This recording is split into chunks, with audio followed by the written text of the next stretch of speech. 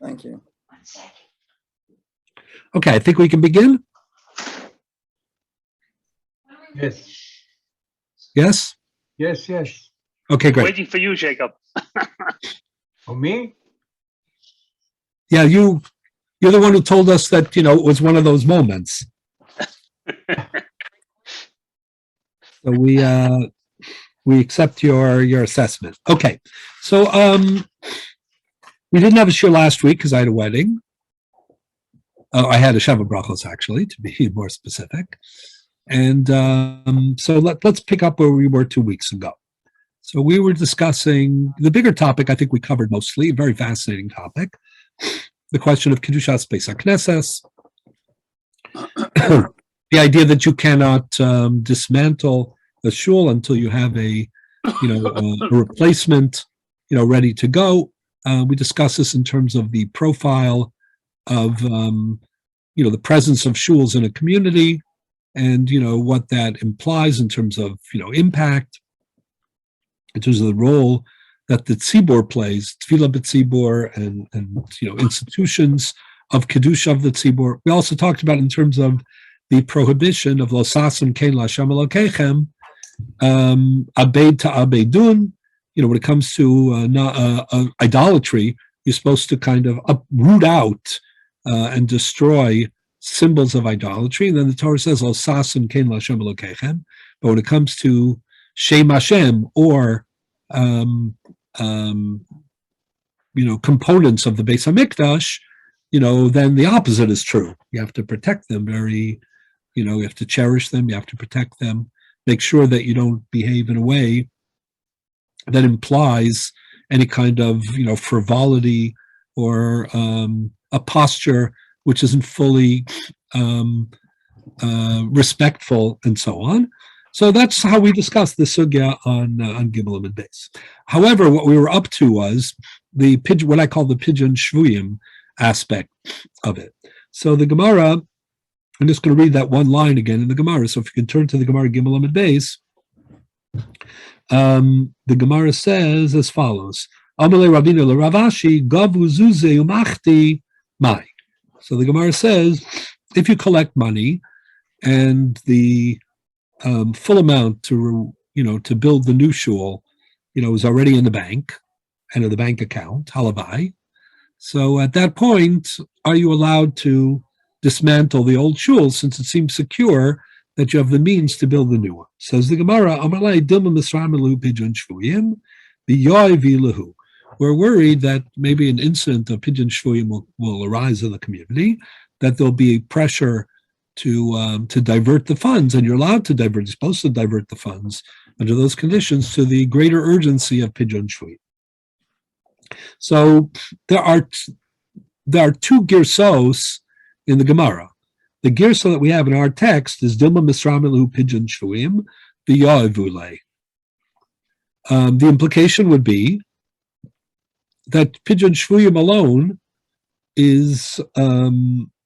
allows for one to divert funds that were collected for a very specific reason, to some other urgent matter, that only Pidyon Haben would allow that. The Rambam, if you look in Masaros Hashas, you see Nusach Acher Milsa de Mitzvah V'Yoavi. And this is the Rambam, which we'll get to in just a minute. But the Rambam in Perek Ches, Hilchos Matnas Aniyim, Halacha Yud Aleph, has this girsa. The Rambam says it's not true. If there was an urgent other mitzvah requirement, he would also be able to divert the funds, all things being equal. What is the issue? I'm sorry? What is the transgression in diverting the funds, technically speaking? Well, I mean, the funds were earmarked for shul. Are we calling it gazela? What are we calling it? It could be gzela. It could be, more likely it's a violation of the principle of malim bakodesh v'lo read and things of that sort. And I assume we're not treating pidyon shvuyim as a sakonas nefashos issue. Well, we're not. We're going to discuss the problem of sakonas nefashos soon. Because I mean, if that was the case, it would be pshita that you should be able to do it. No. Correct. Well, I mean, we'll see whether Pidyon Shvuyim is Sakonis Nefashos in a That's minute. my question. Are we considering pigeon shvum? So let's hold off on that. We haven't. You would assume that it was. So let's hold off on that for the moment. We certainly don't need that for the diversion of the funds, because otherwise it wouldn't apply to any mitzvah, according to the Rambam. And the Rambam says Dilma Misramilahu, mitzvah v'yavi. So even those who think that at this point that it's only pidyon shvuyim are certainly not operating yet on the basis of sakana, as we'll see. Whether or not that is a factor in pidyon shvuyim, just be patient a little bit, and we will absolutely address that, especially from the Rambam's standpoint. Okay. Then the Gemara says, Shmigi livdi v'hadri hudri umachti kashuri, which basically means, let's say you acquired components that are going to be used in the new shul, and you have readied them, for being placed in, and becoming part of the new shul. You polished the new shtenders, you sculpted, the new aron, whatever it is that you did. So the Gemara says at that point, can we go ahead and dismantle the old shul because we're secure that, if the building is going forward? Says the Gemara again, and this time the girsa is unequivocal even according to the Rambam. Amalei zimnin dimisramilahu pidyon shvuyim. Right? Mizabni yavi lahu. The Gemara says again, well, if it's a case of, and here there's no other girsa, so it's only pidyon shvuyim justifies auctioning off be'en, meaning actual pieces that will go into the new shul. And the question is, why this special yichus? This is what I want to talk about. Why the special yichus for pidyon abed? For pidyon shvuyim, sorry. Yeah. Yeah. But Rabbi, there's one thing I'm not sure I'm understanding well, and that is pidyon shvuyim is an infrequent event. Yeah. It's something. It's really hypothetical. I mean, right. Well, it's not hypothetical, but it definitely is infrequent. Let me put it this way. I get it. It depends on where you live. It depends on where you live. I mean, I get it. If you live near Gaza, it might not be so theoretical, honestly. And sadly, I'm not kidding. But if we're saying, in New York City or whatever, where the likelihood is very unlikely, then why? So I discussed this I'm not sure if you were there when I discussed this about 3 weeks ago. Are you saying that? Let me just repeat it for a second, just because I think it's really an important question. Thank you. I don't recall. Yeah. Yeah. No, I raised this question because I think it's a really good point. What I was trying to explain was, I don't think it's the likelihood so much that you are going to be in a situation where you can't build the Beis HaKnesses that concerns us. I think the real issue is the conceptual question, and that is, when I dismantle a shul, do we look at it as, the beginning of the building of a new shul, or do we look at it as two different things happening here? I'm destroying an old shul, and I'm building a new shul. And I think what the Gemara is saying is, it doesn't matter how infrequent, as long as there can be anything in theory, not in theory, in practice, even if it's very rare occurrence, very rare occurrence, then if anything can disrupt the transition from point A to point B, meaning from the time that you're ready to go, to actually the building, if in theory something would come about that would disrupt that transition, then we look at it as two independent events taking place. One is dismantling, and that's a problem of chilul, Beis HaKnesses. And then the other is, there's something, a new building is going up. As opposed to, like, if there was nothing, once you're at that point, that could stop you legally, halachically, then we would say, you know what? The wrecking ball isn't a wrecking ball. It's the beginning of a building ball, or whatever you say in the construction world. So that's what I think. It's a great point, and I do think it's an important question. I think the answer is this: we're not worried practically, about the likelihood of this happening. We're worried legally and conceptually to already be able to define the stage of dismantling as a construction, not as a destruction. But then I think we got into, what I do remember is that we got into the fact that you were talking about the wrecking ball, that you actually have to dismantle before you have to wreck, before you can erect. Yeah, no, for sure. It's But like this is the way that you could, as opposed to, really building and then only then, Okay. moving. Yes, the Chazan has a question. I'm trying to figure out the idea, to try to understand the idea of not only about Pidyon Shvuim, whether we are able, for any Dvar Mitzvah, whether we are allowed to sell the shul or to use the money that is going to be spent for building a shul or whatever it is. In other words, it's not only Pidyon Shvuim, but Well, that seems to be a debate. I mean, the Rambam in Hilchos Matnas Aniyim says if you collected the funds and you have an urgent other problem, then even if it's not Pidyon Shvuyim, you could actually divert the funds. And the simple reading of the Gemara is only Pidyon Shvuyim. Okay. Is the question here that the funds will never be used for the original purpose, or just be delayed? Is that the same, or is that? I think the issue is what I was saying before is, the issue is that, do we perceive the destruction part as an independent destruction, then replaced by a construction, or do we look at the destruction as just the first step to the construction? And the question is, is it the same problem if it's just going to be a delay by diverting the funds? I see what you're asking. Or whether it's not clear in the Gemara at all. It's not clear in the Rambam. In the Shulchan Aruch, in Yoredeah, Simon Reish and Beis, there are poskim who suggest even a delay, a significant delay would be a problem. And if the problem really is this destruction construction idea, then I can understand why even a delay, might legally push us to thinking. It's a bizoyim beis haknesses. Is that what? Yeah. That's exactly it. Because it's a mikdash. What I was trying to develop a couple of weeks ago is that it's. The Rambam says in his Minyan HaKatzar and Sefer HaMitzvos, not so much in Yana Chazaka, but the Mordechai says it, and the Shulchan Aruch and Poskim and Shulchan Aruch, bring it from the Mordechai as well. And that is that a shul and a beis medrash are mikdash ma'at, and therefore the care to make sure that we're so reverential and so respectful, is part of the whole thing. The Rambam, the Rambam, when he talks about, even to a, pardon my expression, what we consider maybe a lesser situation in Pidyon Shvuim, that you can't do it. Say that one more time. Huh?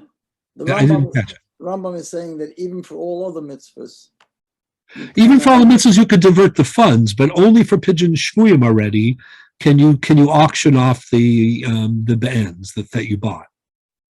Like if you already bought the wood or the stones or the stenders or the chairs, or the only justification to auction them off would be for Pidyon Shvuyim, not for any other mitzvah.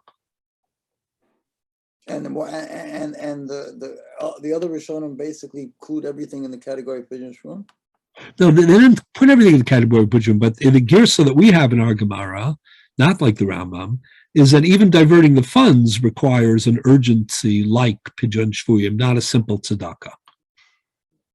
That doesn't mean it's not the expansion of Pidyon Shvuyim, it's the how special and significant it is in these dinim. If there are three phases in our Gemara, one is you collected the money, the second is you already bought, materials, and the third is you already finished building the shul. Those are the three phases. A lighter or more severe position on bizoyim beis haknesses, for lack of a better expression. Lighter in terms of the funds, It's the same and more severe in terms of the role of Pidyon Shvuyim. Rambam that says that even talking in a beis haknesses is godol avonim and so on. No, but again, you have to understand that we're not talking about a frivolous use of we're talking about triage. Okay. Okay.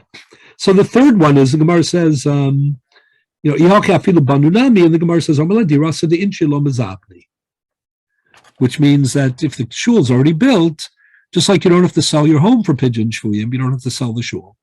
Now we'll see what that means. What we saw in the Rambam already is that the Rambam even then gives weight to pigeon shvuyim, because the Rambam added extra words. We're going to see this, and let's look at it right now very quickly. If you look at the Rambam, you can look at the new Marmakomos that I sent down if that's easier. I hope they were distributed. I'm sure they were. Sheila's very reliable, and we appreciate her good work. So if you look on page 1 in the new Marmakomos, it's the Rambam Hilchos Matan Sani in Parak Ches, Halacha Yud and Yud Aleph. Let's start with Yud Aleph. So Yud Aleph says, Anshe Ha'ir, this is our Gemara, men of the town, Shagavu Mos L'Bnei Beis HaKnesses, who collected money in order to build a shul, who balahen dvar mitzvah, and then all of a sudden, I hope everybody's following inside if you can, who balahen dvar mitzvah, all of a sudden they were confronted with the need to do a mitzvah, urgently, triage. So this is the Gerus of the Rambam. Motzi and Boamos, they could use the money. Our Gemara say that they can. Pretty vague. It's pretty vague. But then, one second, then the Gemara, then the Rambam says, Konu Avanim B'Koros, if they already acquired the stones and the boards, Lo Yimkerim L'Dvar Mitzvah, it will not be justified for you to sell them on auction or whatever in order to accomplish a Dvar Mitzvah. Ela the Pigeon Shvuyim, only Pigeon Shvuyim, only Pigeon Shvuyim. Then the Rambam says something quite amazing. No, not yet. Even if you you put a lot of investment in these pieces, like you polished and you sculpted, the wood or the stone, you got it all ready for this, this building. And still, pigeon shvuyim bilvad. You can only sell it for one. We'll see. For one cause. What's that cause? Pigeon shvuyim.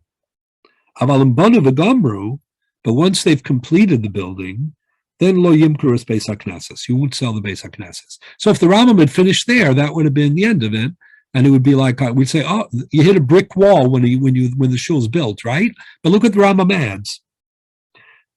What does he add? Ela yigvu lepijonon min hatzibur. Rambam says, instead you have to go back to the community and raise money separately. Why is that significant? Of course you should raise money separately if the community has to face a situation of pigeon shvuyim.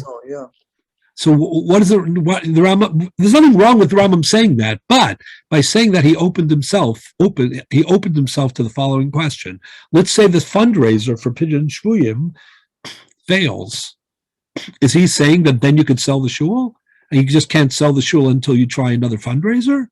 Well, isn't the assumption all along that it's a last resort to sell the shul? That's a great point.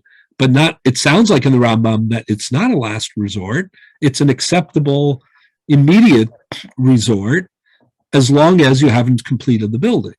I'm wondering, by the way. But the question is, the Rambam saying it's a last resort if you complete the building, or is he saying, you never can sell the building? Just, you better try to get money somewhere else if you can. And if you can't, you still can't sell the building. So the answer is, this is an argument. Just 1 second. This is an argument between the Shach and the Gra on the one side. They read the Rambam as opening the door to saying, if your second fundraiser doesn't work, then you could even sell the shul. Pigeon shvuyim is so important that there are no limits b'diavad. And others, like the Taz and others, said, no, that's not what the Rambam meant. The Rambam just meant to say, listen, you can't sell the shul. What are you going to do? You're not going to leave the guy in captivity, so you better try to raise money elsewhere. But if you can't, you still don't sell the shul. There seems to be a vagueness on what the shul is, because it seems that if one was to take apart all the pieces of the shul, you could sell it for pigeon shvuyim. But the building, no. Well, I'm talking about phase 3. Go back to the Rambam. The idea is that for pigeon shvuyim you could sell even the pieces, right? No. There are 3 stages. One is you collected money. The Rambam says even for mitzvah you can divert. Stage number 2 is you bought pieces, bands. The Rambam says only for Pidyon Shvuyim you can sell. The third stage is you finish. Construction. You haven't finished the construction in that phase. So Now the third phase is you finish the construction, and there the Rambam says you better raise the money elsewhere. Now there's an argument within the Rambam. When the Rambam says you better raise the money elsewhere, does he mean, but if you can't, you can sell the shul? Or does he mean you can never sell the shul no matter what? You just better raise money elsewhere. everybody would agree that you're not selling the shul, but let's say you're selling pieces of the shul away. Shul still exists. You're selling the shtender, okay? Because you want to save the guy. It's not clear. Not clear. Meaning once you built the shul, maybe the things in the shul are part of the shul. That's what I'm saying. It's vague. It's vague. Right. That's vague. But even more Rosensweig, important. does it matter if the Pidyon Shvuyim is part of the community or outside the community, or there's no distinction?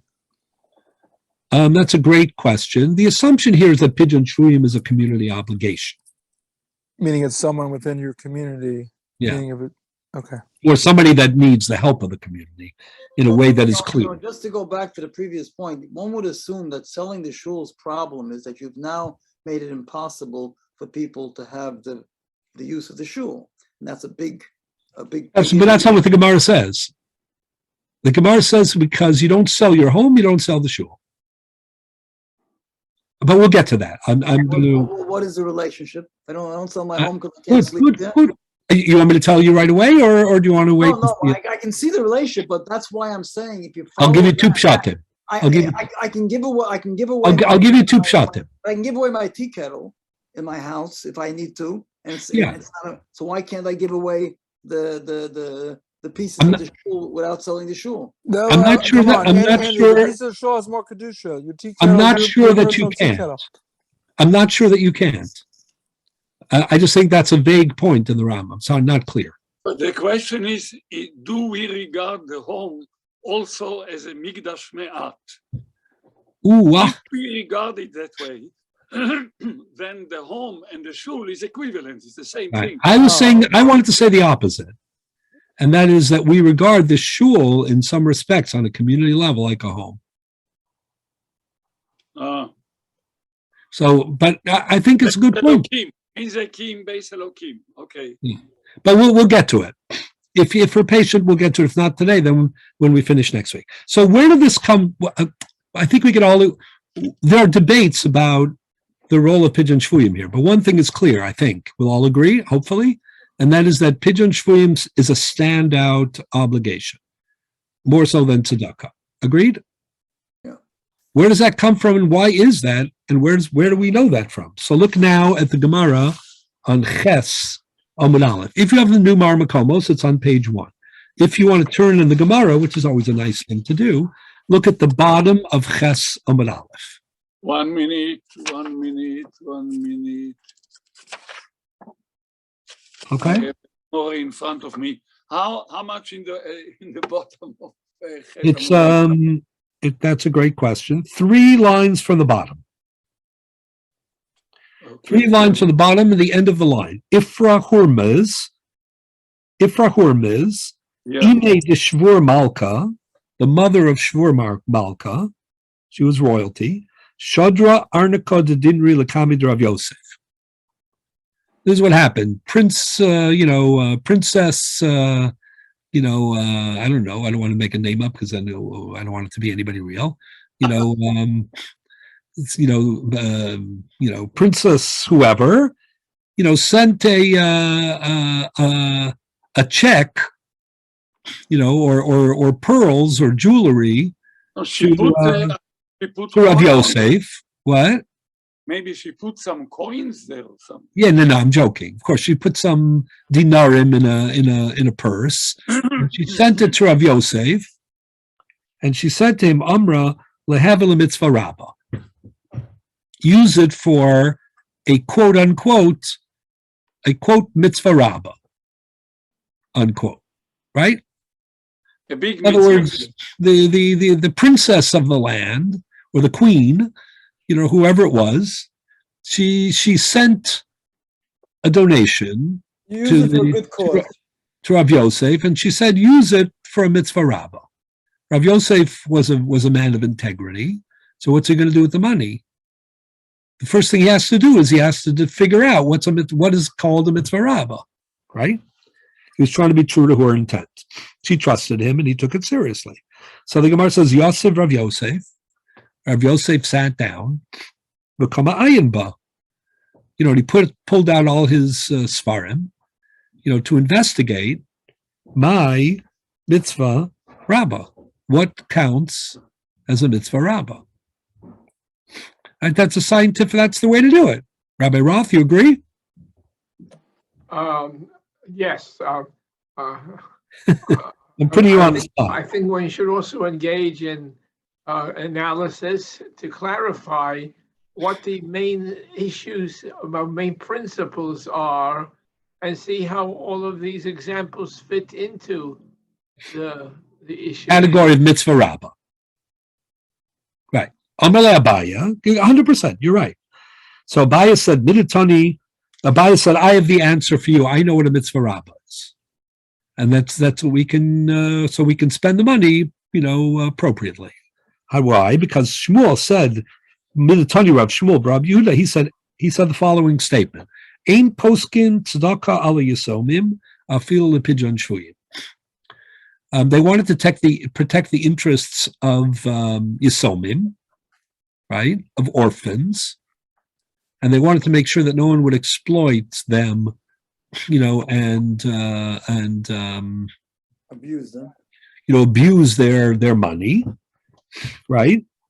So they made a pronouncement: Ain't poskin tzedakah. You can't impose a levy of tzedakah on yisomim, even for pidyon shvuyim. By saying even for pidyon shvuyim, it seems like Shmuel Rabbi Yehuda was saying that in the hierarchy of tzedakahs, what's the highest? Pidyon shvuyim, because he wants to know you can't. You have to safeguard the finances of yisomim, even from pidyon shvuyim. What's the even? Pidyon shvuyim, isn't it? So that's Shema Mina. So Rav Yosef, that was his analysis, right? Shema Mina, pidyon shvuyim mitzvah rabbah. So obviously pidyon shvuyim qualified. So they took the money. They took the queens or the princesses' money, and they put it towards the mitzvah rabbah equals pidyon shvuyim. So now the Gemara says, Amalei Rabba Rabba. What? What is the afilu here? No, they said when it comes to yisomim, orphans, you can't tax yisomim and force them to give tzedakah, because yisomim are ktanim, yisomim have certain needs. We have to be very careful not to exploit the finances of yisomim. Unscrupulous people can take advantage of yisomim. So they made a special, so they said, even the biggest tzedakah does not have the right to be imposed on yisomim. Afilu mitzvah rabbah, afilu pidyon shvuyim, you cannot impose on yisomim. By saying the word afilu, they were saying, they were tipping their hand that pidyon shvuyim is the most urgent of needs. So we're saying even the most urgent need, cannot be laid at the responsible doorstep of yisomim. Right? The Chachamim didn't want to explain to make sure that orphans were protected, their interests were secure. So now the Gemara says, Amalei Rava L'Rabba Bar Mari. Now we proved it, but where does it come from? Like, what's the real source that pidyon shvuyim is a mitzvah rabbah, right? So the Gemara quotes Amalei D'chsiv. The pasuk says in Yirmiyah, "V'hayaki yomru elecha," right? If they will say, it'll happen when they will say to you, "Anan neitzei." Where should we go? Amarta alehem, ko amar Hashem, asher lamaves, lamaves, asher lacherev, lacherev, asher lara'av, lara'av, asher lashevi, lashevi. Right? The pasuk detailing, gruesome, terrible circumstances. And the Gemara says, Rabbi Yochanan, kalam u'ucha b'pasuk zeh, kashim michavera. That in the hierarchy of this pasuk, as you move on, it gets worse and worse. What does that mean? That means And then the Gemara wants to follow up on it. So the Gemara says, Cherev kosher mimaves. Worse than death is death by sword.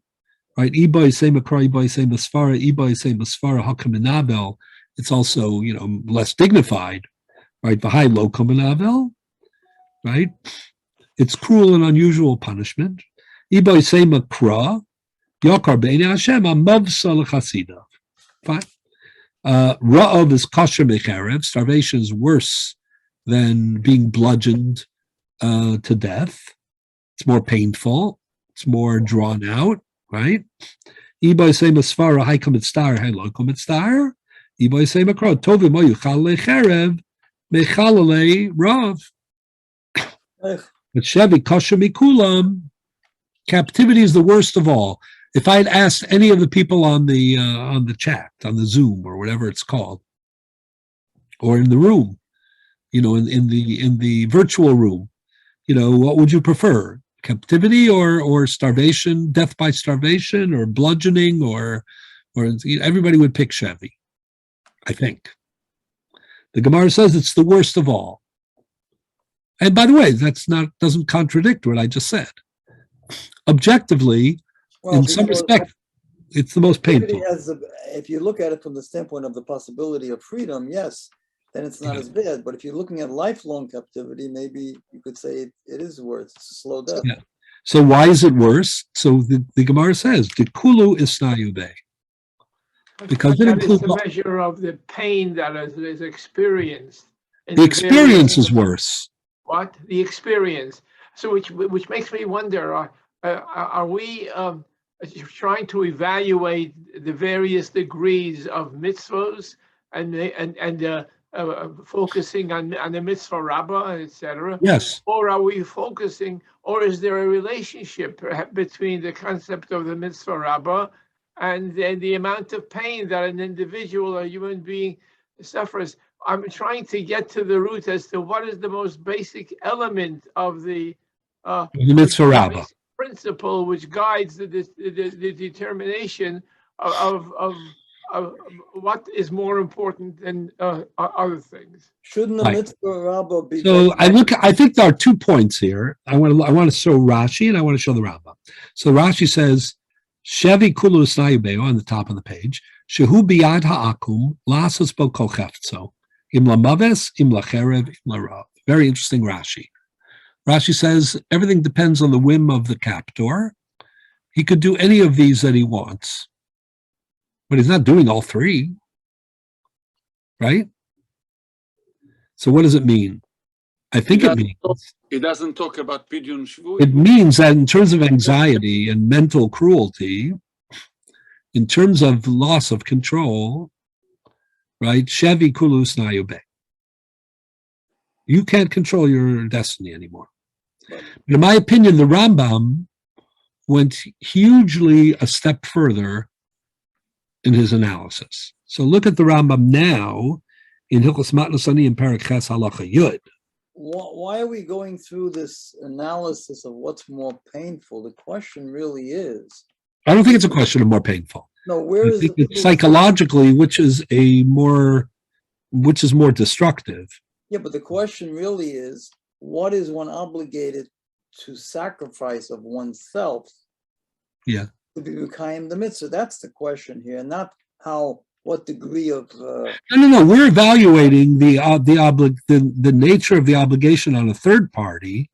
That's right. So the best proof would be if we could show somewhere that the person, the Torah or the Navi tells you that shows you that a person must sacrifice from himself. Well, if we don't have that, then what we're trying to do. We have that in Bereshis.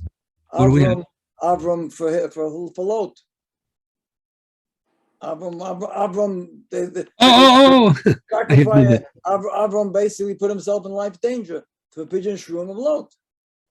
Okay, but that doesn't mean that he was most. It doesn't necessarily mean that Shebi nefesh for that mitzvah. No, I think that's a good point, but I don't think that proves that it's more of a mitzvah rabbah, than saving somebody from Rav.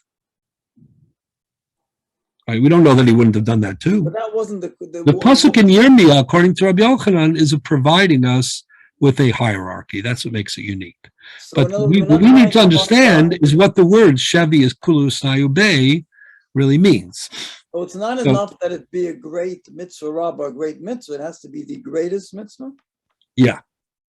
Or we'll see for the Rambam anyway. We'll see in the Rambam. You look at the language of the Rambam. Pigeon Shvuyim, Kodem the Parnasas Aniyim Eluksusan, is on page 1 in the new Marmakomos. It's on like page 2 of the old Marmakomos, but we have more now. Pigeon Shvuyim is prior to Parnasas Aniyim and Kesus, meaning it takes precedence, right? It's a greater urgency than clothing or feeding Aniyim. Even though, remember, we're going to get this in a minute, the Shavui might be, in a gilded cage. He might be getting the best meals he's ever had. He might be wearing princely garments. Okay? The Einacha Mitzvah Gedola, so this is good for what you just asked. The Gemara never said it's the greatest mitzvah. It said it's mitzvah rabbah. The Rambam went further with it. The Rambam says, Ein lecha mitzvah gedola kepidyon shvuyim. It's the greatest of mitzvahs as an urgency. That's a step further. But now listen to how he explains it. This is remarkable. Shashavui harehu bichlal hare'evim atzmeim v'harumim v'omed b'sakanas nefashos.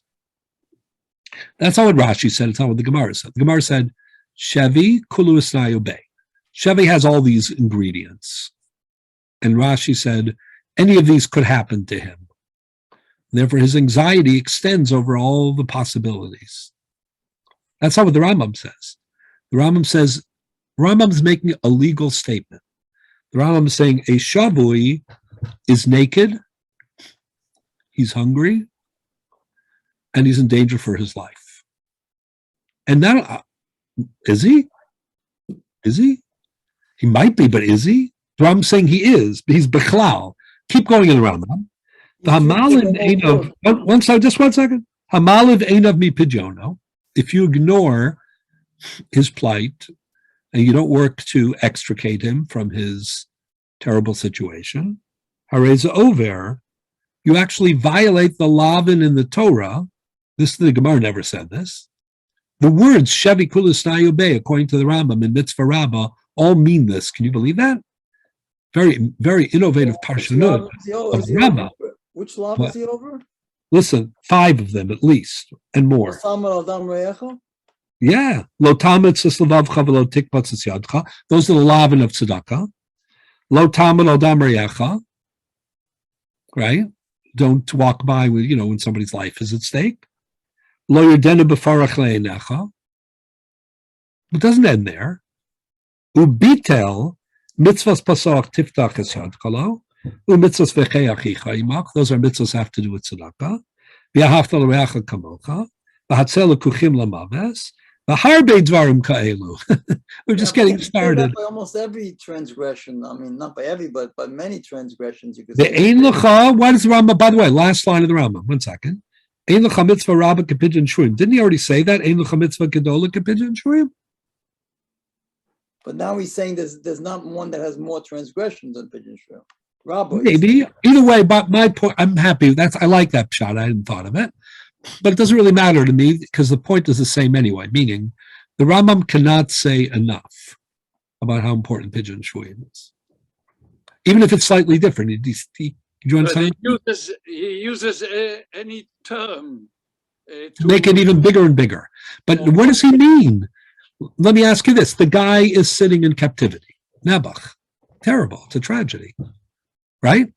Is he sitting without clothes? Is he missing a meal? I'm not talking about what could be. I think the question is the Rambam saying if he misses a meal or if he's without clothes or if he's in sakana, then, or is the Rambam saying by definition this is the Hagdara, this is the definition of the Shabbat? You don't have to have that definition. But don't we need to investigate why he's sitting in jail? I mean, what do you mean why? For all kinds of reasons. No, let's assume, political right, anything. right. No, that's a good point. We'll get to it. Well, first But of let's, all, let's assume for the moment that he's an innocent man who was abducted. Okay. Right. First Let's of assume all, that for the moment. We'll in the see what happens, I whether it think applies to somebody who's not innocent, which is a historically important question, and already is in the Gemara and in Rishonim and the Radvaz.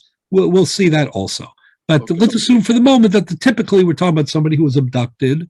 He's a total innocent. He's a victim. But is he really an art? Why not say if he's naked, then you violate it. If he's Rambam hungry, is using the same criteria we use by Sakonas Nefashis, that we don't have to have a positive knowledge that the person is there. We can go on the possibilities enough to but then if it's a possibility, do you actually violate these isurim?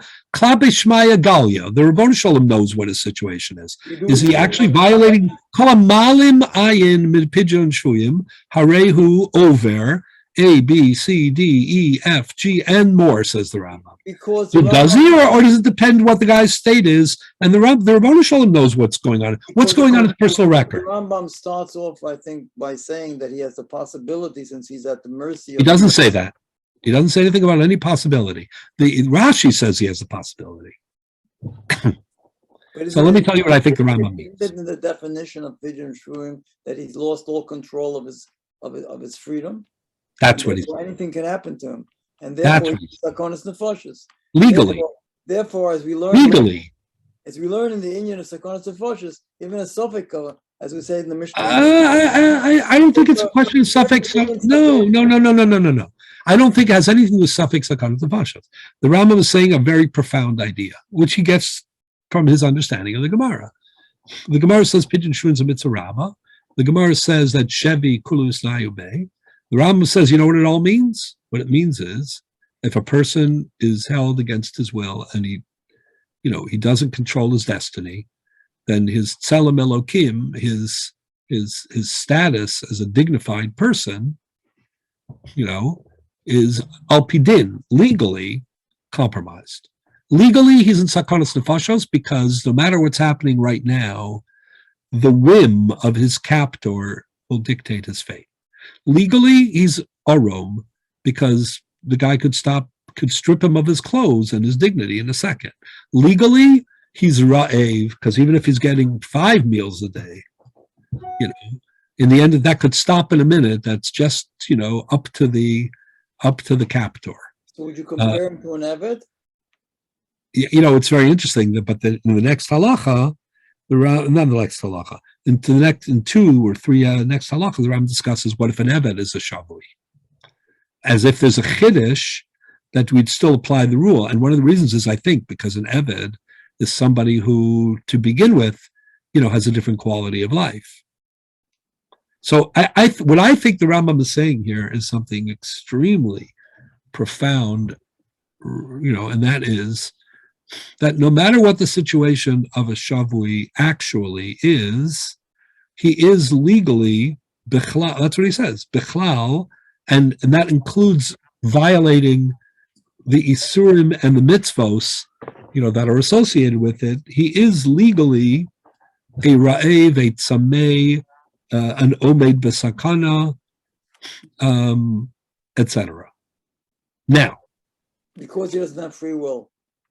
Correct. He doesn't have free will, and he is subject to the arbitrary and evil, And how is that? Isn't that basically what Rashi says also? It basically says the same thing. I do think Rashi says that too, but Rashi doesn't go as far as the Rambam. He doesn't say, Rashi says any of these things could happen to him, so it's worse. He doesn't say that he has the legal status of it actually. Looking at it from the Gavra, basically, that his anxiety is such that. Yeah, it's something like that. But here, the Rambam's actually quoting Isurim that the Malim, Ayin, violates. That's shocking. So it's really, really interesting here. By the way, before I get to that, look at Tosas for a minute on Chesam and Beis. I'm going to get back to the Rambam in a minute, but look at Tosas. Just curious about the Rambam too. Just look at Tosas for a minute. On the sheet on page 1 or in the Gemara, the top Tosas, Pidyon Shvuyim Mitzvah Rabbah. Tosa says, I hoda amar beperek b'nei ha'ir.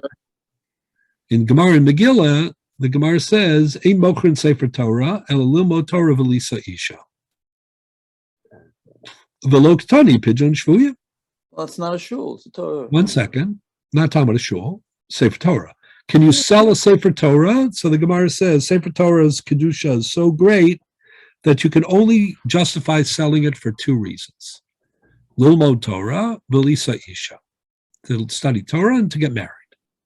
And does that mean that the Kehila can remain without a Sefer Torah for Kriyas Torah, assuming that there is only one Sefer Torah there? That's a great question. It's not clear in the Gemara, but, put it this way, what you'll see in the Rambam in a moment, that even if there are many Sifrei Torah, you're only justified in doing these 2 things. Well, does that mean that even if there are no Sifrei Torah, you're still justified in doing the 2? Yeah. It seems like it. But the question is a shul a shul without a Sefer Torah? Yeah, a shul's shul, but obviously a Sefer Torah is very important. Anyways, but this isn't the point for this Tosa. The point for this Tosa says, we just said in the Gemara that pidyon shuyim mitzvah rabbah. So why can't you sell a Sefer Torah for pidyon shuyim? Listen to this. So what does Tosa say? Shema milsa dipshitahi v'lo itztrich lemisnei. Nachanami, this Gemara says mitzvah rabbah. Put it on the list. And not only that, but it's obvious, so obvious you didn't need to put it on the list. Wow. That's a testament, in the Bali Tosis world. I don't think the Rambam agrees. As much as the Rambam, in my opinion, the Rambam Does the Rambam say you can sell articles from the shul for pidyon shvuim? Yeah, but that doesn't mean you can sell a Sefer Torah. He didn't make any exception. He said articles in the shul. No. Articles of the shul. He says, he gives examples, the stones, the wood. Anyway, the Rambam is explicit. Look at the Rambam Nichol Sefer Torah. Tefillin, mezuzah Sefer Torah. This is on page 2. Perek Yud Halacha Beis. Everybody have that on page 2? Sefer Torah kosher, says the Rambam, a kosher Sefer Torah. Noagin bo kedusha yisera v'kavod gadol. We treat it with great reverence and sanctity. The asal adam limkar Sefer Torah, and therefore you're not allowed to sell it. Afilu ein lo mayochal, even if he doesn't have what to eat. Now, the Ramach and other notes of Kalim say, we don't mean Pikuach Nefesh. Yeah, obviously. If there was real Pikuach Nefesh, of course you could sell the Sefer Torah. What we mean is, he's hungry. His quality of life is very poor. He's not dying. He's not in danger of dying. But he has basic needs. It's not like, he's missing his caviar. he can't, he's not eating properly. He's malnutrition. Even then, you can't sell it for Sefer Torah. Vafilu hayelos farim rabim. Let's say he had multiple Sefer Torah. Afilu yashan likach bakadi. Let's say he wants to sell an old one to buy a new one. Liolam ein mochen Sefer Torah el l'shnei devar. Now, the word liolam is a big word. Mm-hmm. Liolam means never. You can never sell a Sefer Torah, with 2 exceptions. What are the 2? Sheyomod Torah b'dama, or sheyisa isha b'dama. Right? That is a faithful rendition of the Gemara in Megillah that Bali Tosa's quote. But what is Rambam not doing? He's not doing what Tosas did. Tosas said, even though it's not on the list, if it's for Rabbah, you could do it. Correct? However, according to the Rambam, it sounds like you can't do it. Liolam. And not only that, but look what the Rambam adds. Reminds us of the Rambam in Matnas Aniyim about the Beis HaKnesses. The Rambam says, even selling it for Talmud Torah and for period and for marrying is only the last resort. He has no other choice. Right? So what comes out, even though the Rambam is practically, or maybe is, the biggest single, advocate of Pidyon Shvuyim status as mitzvah rabbah, even then there are limits, not a Sefer Torah. Yeah, is there a question?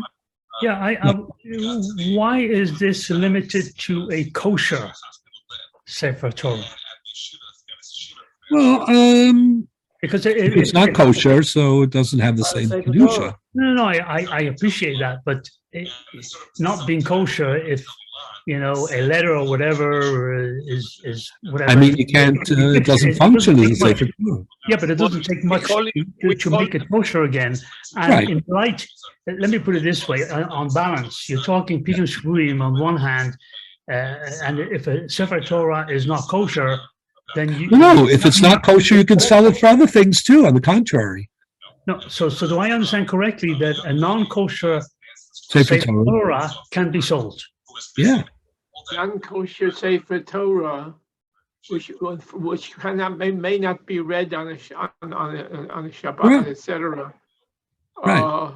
It's not a functioning Sefer Torah. It doesn't have full. It still has. Sefer Torah. Still has. You're right. You could fix it, but until you Still fix has it, it's Kedusha. not- There's a passage, I believe, in Masechta Shabbos about pieces of Sifrei Torah which you cannot read. They're not kosher, but they have to have kedusha. I mean, they have a lesser level of kedusha. a what? A A lesser lesser level. level. I'm not sure, and I'll tell you why. The kedusha of a Sefer Torah comes primarily from the occurrence of the Shema. Hashem. That's right. And so even a apostle of Sefer Torah is not kosher, has kedusha, because it has the Shemos. Yeah, but it doesn't have full kedusha, because if you want to look at it from the Ramban's point of view, kol Torah kula shemos of Shel HaKadosh Baruch Hu. But if you have a mistake in the Sefer Torah, then that's that disqualifies in some respect. Even shemos I'm of saying that the fact that a Sefer Torah may not be read, it's a little bit of a flaw, but it does not. It's more than a little flaw. diminish I mean, the kedusha of the Sefer Torah one iota. well, I don't think that's correct. I mean, it definitely. I think there is a big gap between saying it doesn't affect the kedusha of the Sefer Torah one iota, and saying that if it's not kosher, then it's nothing. Right? It is something, but if there's chaseros or yaseros or other things that make a Sefer Torah apostle, then likely that definitely cuts into these, the supreme status of kedusha that otherwise, it enjoys. So either way, the Rambam is very clear. That the Rambam, the question is whether Sefer Torah is the highest hierarchy or Shul is the highest. Okay. I haven't said anything about that yet, but I'll just tell you the following.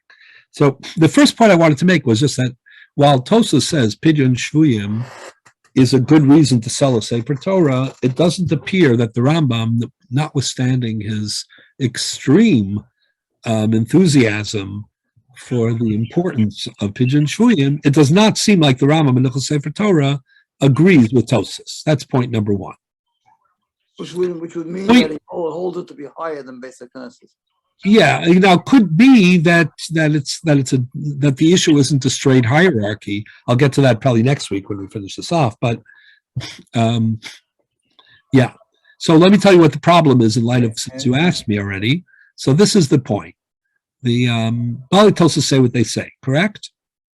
Beis Yosef, meaning the author, Rabbi Yosef Karo, the author of the Shulchan Aruch, in this parish on the tour and in Shulchan Aruch, he codifies his Tosafos.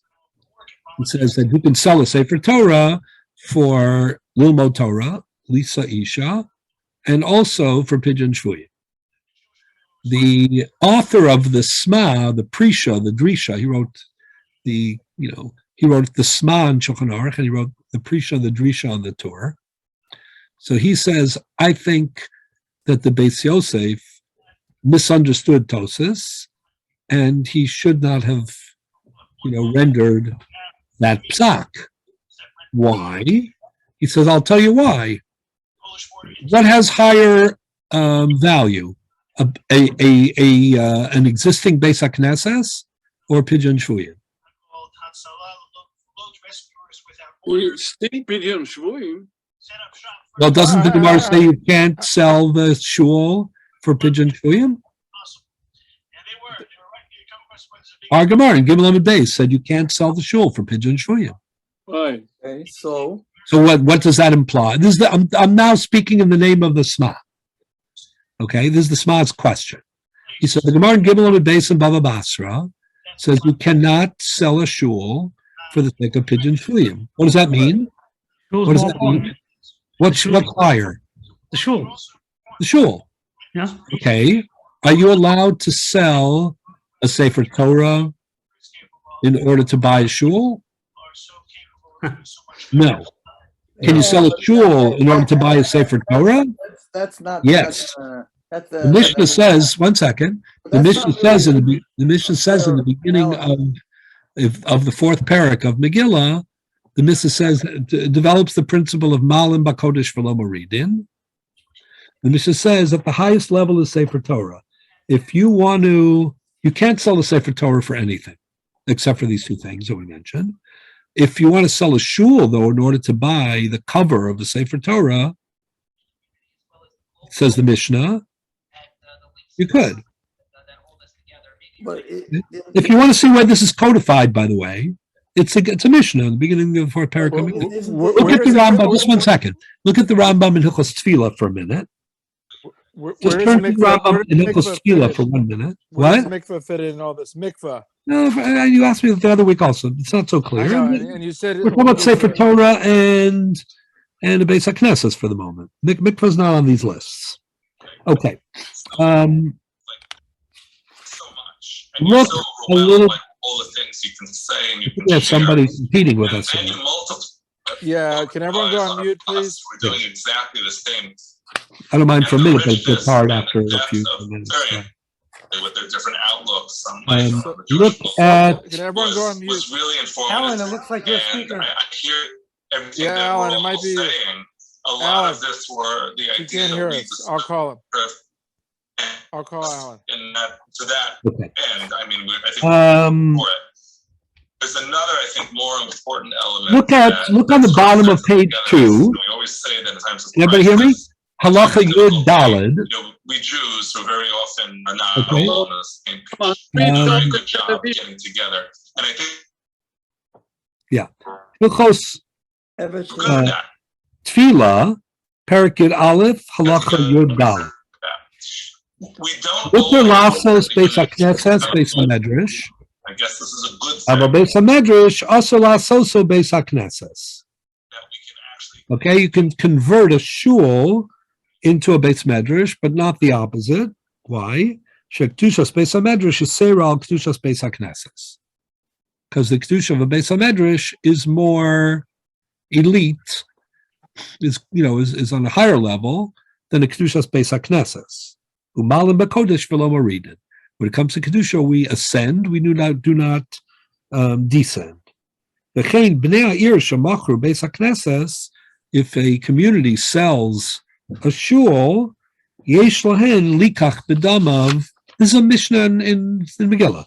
Yesh lahen likach b'damav. They are allowed to acquire with it the money, teva. Right, machru teva. Right, yesh lahen likach b'dameh mitpachos. These are all things that are used for we have Sefer the Torah. hierarchies in the Mishnah. Correct. Otik l'Sefer Torah. Machru mitpachos otik lochim b'damav chumashim. A chumash is without full kedusha Sefer Torah. Machru chumashim lochim b'damav Sefer Torah.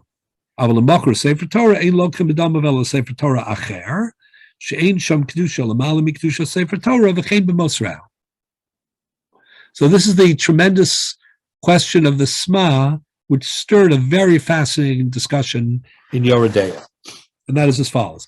How could Tosas say, or how could the Beis Yosef understand Tosas Kipshuto as saying that what? That Pidyon Shvuyim trumps, meaning overrides, the selling of a Sefer Torah.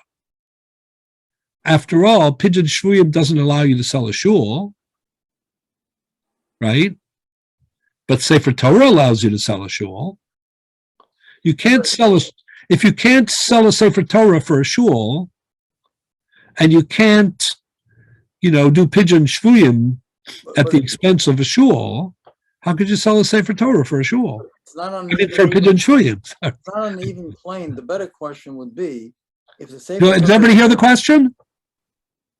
If you look at the hierarchy straight, without any further analysis, that's going to be, we're going to find an answer. It's not a fair analysis. Why?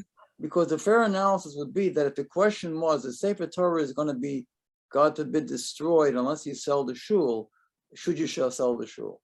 That would be why? Who said the Sefer Torah? The question here in Pidyon Shvuyim and a shul is, okay. Not Pidyon Shvuyim and a shul. Pidyon Shvuyim, the question is, you have somebody who's held captive, and you want to know whether and you need to raise money to redeem him, to ransom him.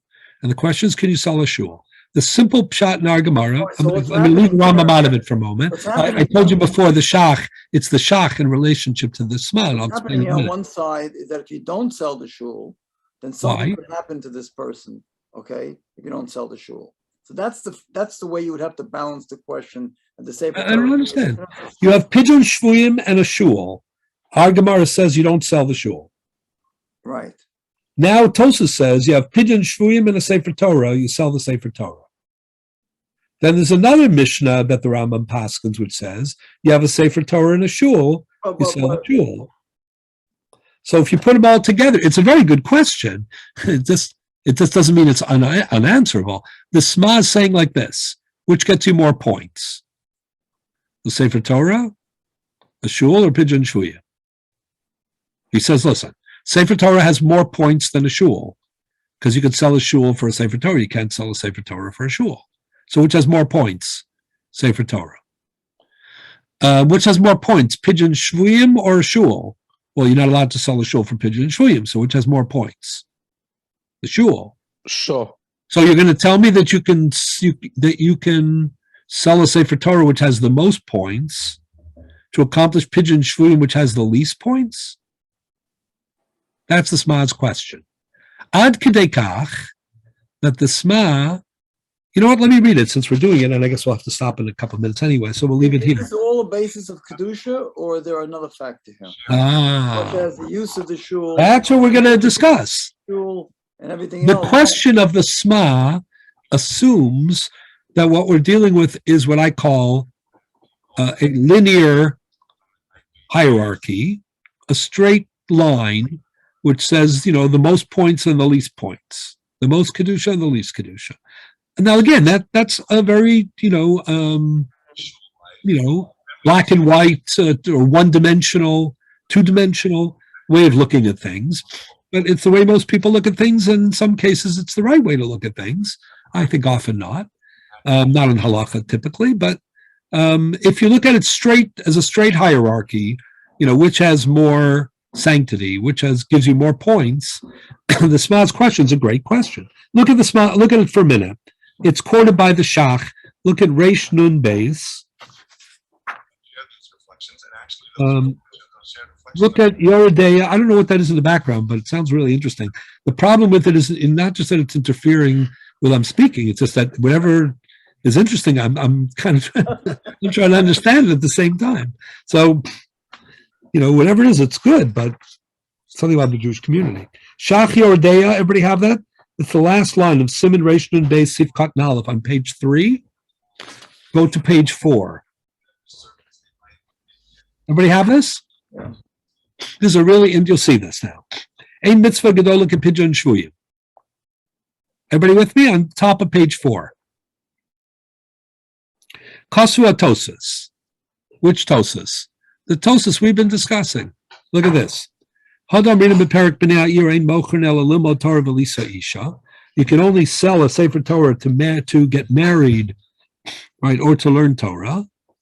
The log tani pidyon shvuyim. So far, he's just quoting our Tosas. Shema milsa de pshitahi, v'lotzarich lemisnei, really, you could sell for Pidyon Shvuyim, and it's not listed on the list because it's so obvious.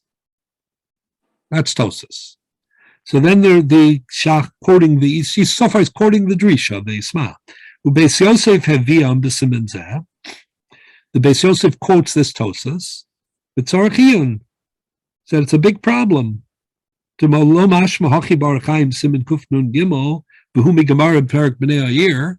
look at the Gemara in the beginning of the fourth parak of Megillah, the Mishnah of the Gemara, it doesn't seem that way. Why? The Mashna Hasam, the Kedusha Sefer Torah Chamura, Mikdushas Beis HaKnesses. From that sugya, it would appear that Kedusha Sefer Torah is more chamor than Kedushas Beis HaKnesses. How do you know that?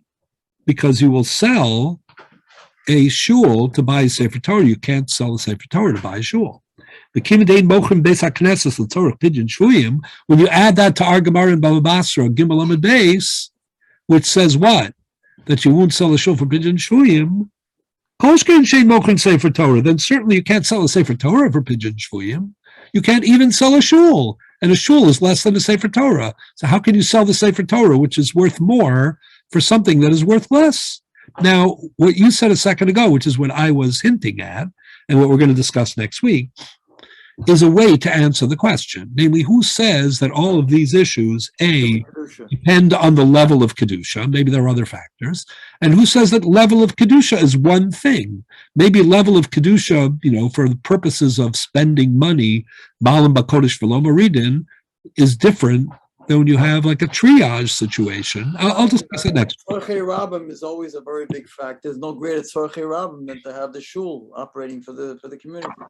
Okay, but that also is relevant to whether you're going to sell a shul to buy a Sefer Torah or vice versa, right? I'm just saying you have to be careful. It is a good question, meaning there's a difference between saying I have an answer, even the right answer, even I have a compelling answer. Once you hear it, you'll know it's true. Doesn't mean you throw away the Havamina.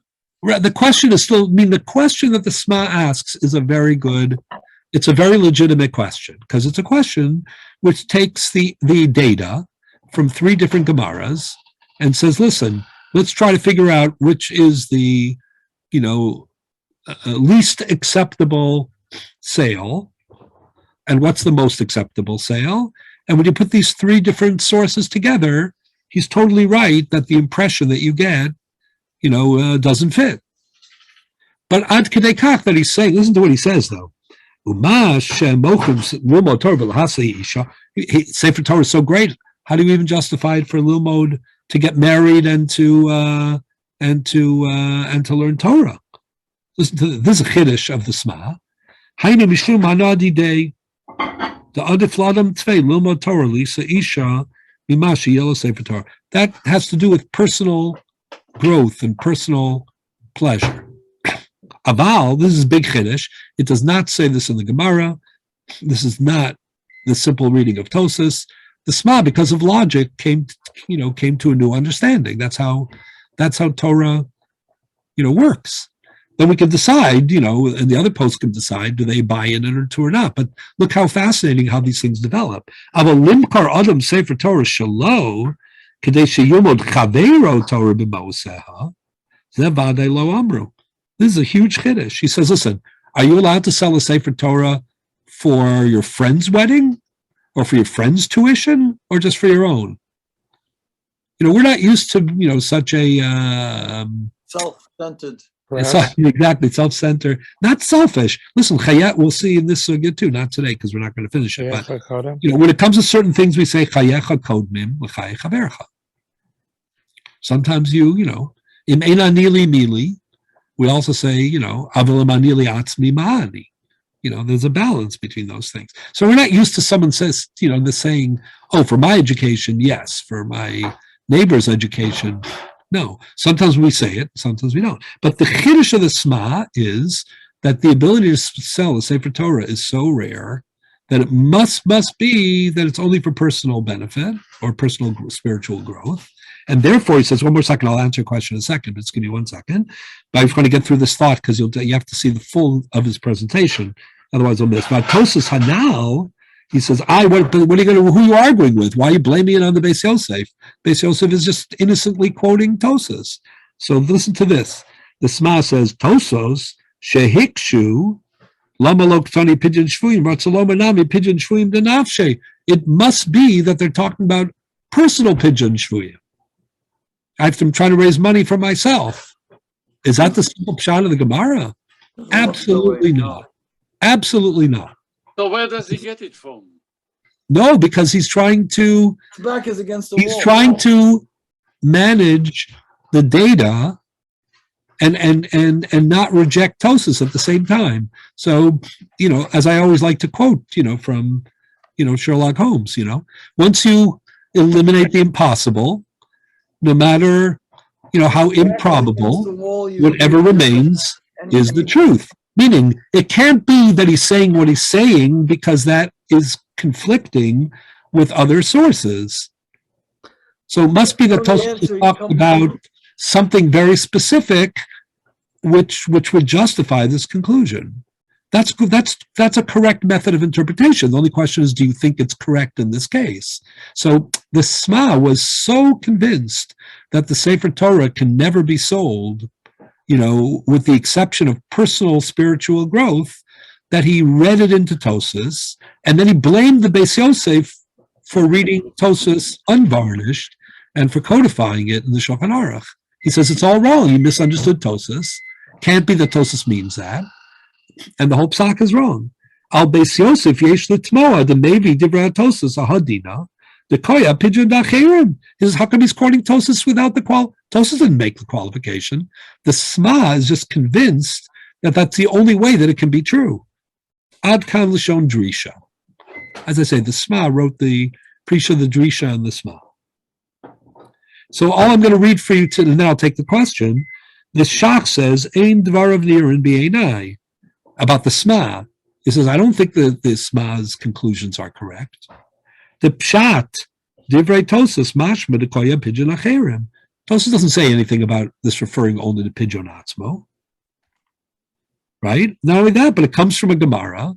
Right? Remember the princess, the queen, whatever it was, Vahod Sharei Kasir Sham, I Ifra Hormuz, the Shadri Arnika Deduri, she sent, the purse full of money. L'kamid Rav Yosef, Ya'amr l'hav a mitzvah rabba, Yosef Rav Yosef, kama ayin ba my mitzvah rabba, and they said, Minatani Rav Shmuel Bar Yuda, ein posken stak al yiso, mimafilu, the pidyon shvuyim, shmamina pidyon shvuyim mitzvah rabba. Yaha, Kasir Tosis, hadivreim. That's where Tosis wrote what they wrote. That's not talking about anybody, the person's own pidyon shvuyim. That's talking about some other person's pidyon shvuyim. She wanted to give money to a good cause. So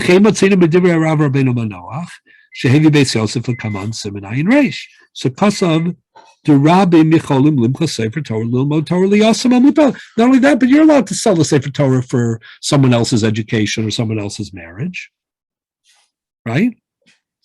How do you answer the question? So that we're going to have to get to next week. Before I stop, though, I saw there were a few questions. Yes, so I'm Rabbi, going to make a summary statement just so we'll know where we are going forward. Yeah. so when we talk about the Rabbim and personal, does this have to do with ownership? I mean, what about the ownership of the Sefer Torah? I mean, generally speaking, the Sefer Torah is usually donated to a shul, but what if you have your own Sefer Torah? No, we're talking about somebody who owns the Sefer Torah. No, I appreciate that. So why the difference between, No, so I own a Sefer Torah. Okay. The question is, when can I sell it? Under what conditions can I sell it? And it wouldn't be considered moridin mikdusha. It wouldn't be a step down in sanctity, right? So the Gemara gives two outlets, education, Marriage. and marriage. The simple reading of the Gemara, and then Tosas added a third based on our Gemara, and that is pidyon shvui. The simple reading of the Gemara and the simple reading of Tosos is that is not limited to the owner's education, the owner's marriage, and the owner's pidyon shvuyim. It's that the cause of someone's education, someone's wedding, someone's urgent need for pidyon shvuyim overrides even the principle of the sanctity of the Sefer Torah. That's a simple pshat. However, the Sma, the author of the Drisha, Prisha, and Sma, came to the radical conclusion that the Gemara and Tosas can't possibly mean that, because by putting together the information in Bava Basra Gimel Amud Beis, Bava Basra Ches Amud Beis, and Megillah, Chaf Vav Amud Beis, by putting all those things together, the Sma came to the conclusion, I think sounds like a solid conclusion, that in the hierarchy of sanctity, there is Sefer Torah, right? There is Beis HaKnesses, and there is Pidyon Shvuyim. 1, 2, 3. But And what therefore he about, said, what about Beis HaMedrash? We said that with Beit HaKnesset. no, Beis HaMedrash is like Beis is a little more than Beis HaKnesses. That's what. So the question is, if it is. But it's not as high as it's not. But the Mishnah says it's like Beis HaKnesses in the sense that you can't sell a Sefer Torah for a Beis Medrash, Okay. right? So the Sma said, listen, if the order is number 1 Sefer Torah, number 2 Beis HaKnesses, number 3 Pidyon Shvuyim, then you can't sell a Sefer Torah number 1 in order to accomplish number 3. That would be ridiculous. Why would you go day? That's ein lecha moridin, gedola mizu. That's the biggest going down. Yeah. That's what the Sma said. Now, what we still haven't figured out is, okay, good. So the Shach said, the Sma is too bedochak. He's making too many assumptions. He's reading too many things out of, we understand why he's doing it. But his question is still good. So what we still need, we understand Tosas Kipshuto, right? Even though the Rambam disagrees. But what we need to understand is, how do you answer the Sma's question? So that's what we're going to see next time. The Shach has a couple of answers, very interesting ones. The Taz has a very interesting answer. I have a variation on the Taz's answer. And then I want to go back to discuss the Rambam's view in general about Pidyon Shvuyim, and especially in cases where there's sakana, which was what he started with, which I think is a really good point. And we're going to get back to Emir Hashem next week to that. So Rabbi, someone does discuss mikvah? Because I thought mikvah comes before a shul. Or it doesn't come before a shul necessarily in selling. If money, there might be a difference between selling something to buy something else and whether you have money to spend. And as there's again, like a triage, and the question is, what are you going to spend it on? Those are two different questions, possibly. Meaning, if you have money, you have funds, and the question is, what do you want to earmark it? What should take priority? For that's a one mikvah or question. shul, right? That's one question. So maybe I'll discuss that next week, because I think that's part of the story here as well. That might be different than taking money that already is bound up in a Sefer Torah or a shul and cashing it in other words, in order to acquire something else. In one case, you can make a decision, a dispassionate decision, maybe based on the needs of the community and all sorts of factors. In the other case, because it's already associated with a certain level of Kedusha, you have to be careful not to undermine or to in any way trivialize, that Kedusha. So that's a very subtle distinction, but that I think is one of the points here. The Sma is like ignoring those kind of differences. The Sma is saying, best, second best, worst. Whereas I think if you look very, very carefully at each context, they're a little bit different. Okay? Okay. Thank and you that so has much, impact Rabbi. on mikvah too. But we'll Thank you. okay, Thank you very look much. forward to I next wanted week. to See you ask next Rabbi Tuesday. Thank you, Rosensweig. Rabbi. I wanted to ask you, is there any, it's not directly relevant, but is there any discussion of the meaning of Simcha Rabbah? You mean in parallel to like Mitzvah Rabbah? Yes. I know the Rambam uses the concept of Mitzvah Rabbah, Simcha Rabbah, in connection with the Yom Tovim, that if you say Hallel, well, he says you may Simcha Yisera. Actually, the phrase is Simcha Yisera. He says, he says Rosh Hashanah and Yom Kippur. There is a phrase Simcha Rabbah right before in the Tefillah, right before the Shmona Esrei. Ava Rabbah. Or B'Simcha Rabbah v'Yamru Chulam. Yes. I think that's a good place to look at the Parshanim on Tefillah, both for Ava Rabbah, the bracha before Kriya Shema, and what you just said, which was correct, which is Simcha Rab, Simcha Rabba v'amru chulam. Yes. But the Rambam, actually, the phrase in the Rambam that you're referring to in Hilchos Yom Tov and Chanukah is Simcha Yisera. Yeah, Yes, but that's Rabbi, correct. it's also a question. Of course. Yeah, but it's very similar. I think you're right. I mean, and I think it's a great idea that you're suggesting, which is that, you know, the phrase Rabba Yisera in other contexts may hold clues, you know, to how we look. What is this? Quantitative, qualitative? Like, you know, is it a single higher? I think that's a great idea, like to pursue that. But you know, Rabbi, Yeah. you're talking about this, the punctuation of Moshe of Bnei Yisrael Echanu Shira. There is one opinion that it's Moshe of Bnei Yisrael Echanu Shira besimcha rabba, comma, v'amru kulam michamocha ba'elim Hashem. There is another view that Moshe of Bnei Yisrael Echanu Shira besimcha rabba. V'amru chulam. There are two versions about it. In Wow. my lectures about Tefillah, I spoke. That's really very interesting.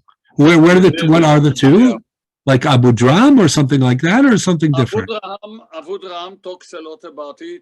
Also, the Rabbi Yaakov Emden in his Sidur talks about it. Very interesting. Yeah. Okay, Ashikach, thank you. I didn't know that. No, thank you. Thanks you. Okay, have a good week, everybody. You too. Thank you, Rabbi. Thank you. Kol Tov. Kol Tov. Call too.